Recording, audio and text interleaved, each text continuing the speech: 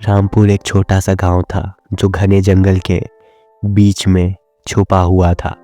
और उस गांव में एक पुरानी अबैंडन्ड मैंसन थी। उसकी टूट चुकी दीवारें ऐसी कहानियां सुनाती थी जो सिर्फ उन्हीं को समझ आती थी जो उन्हें ध्यान से सुनते। कहानी थी कि ये मैंसन पहले एक अमीर ठाकुर परिवार के पास थी और अचानक ही एक रात पूरी फैमिली बिना किसी निशान के गायब हो गई थी।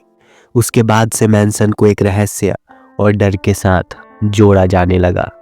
गांव के लोकल टीनेजर्स अपने दोस्तों को चैलेंज करते थे कि मैंसन में एक रात गुजारे, लेकिन कोई भी कभी पूरी रात नहीं रह पाया। वो कहते थे कि मैंसन में अजीब आवाज़ें सुनाई देती थी, परछाई जैसी फिगर्स नज़र आते थे और एक ठंडी सी और भयानक सी फीलिंग होती है वहाँ, जैसे कोई उन्हें देख रहा हो।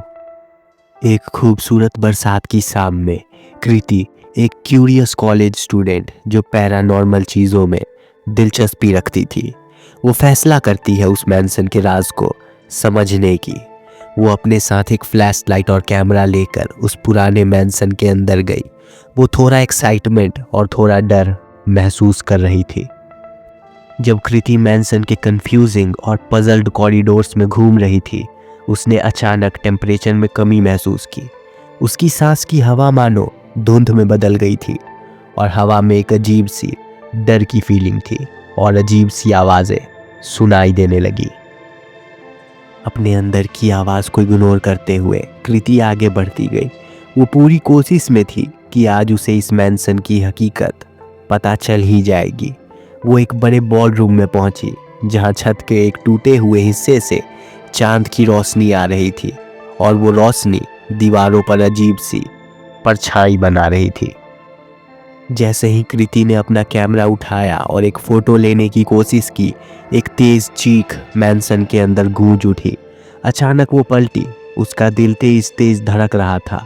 वहाँ बॉल रूम के दूसरे कोने पर एक लड़की खड़ी थी जो पुरानी फटी हुई सूट पहने हुए थी।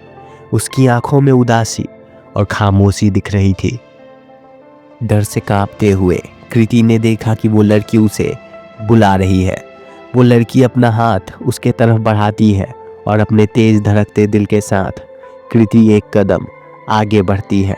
न जाने क्यों, पर कृति की क्यूरियोसिटी उसे उस लड़की को जानने के लिए और क्यूरियस कर रहा था।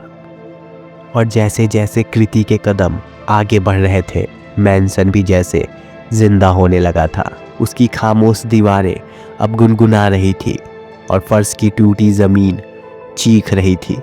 कृति के मन में ठाकुर परिवार के भयानक किस्से मानो इस शोर में सुनाई देने लगे थे। तभी इन सब चीज़ों के बीच में कृति नोटिस करती है कि वो मैंसन के एटिक में आ गई। कब, कैसे, उसे याद तक नहीं था।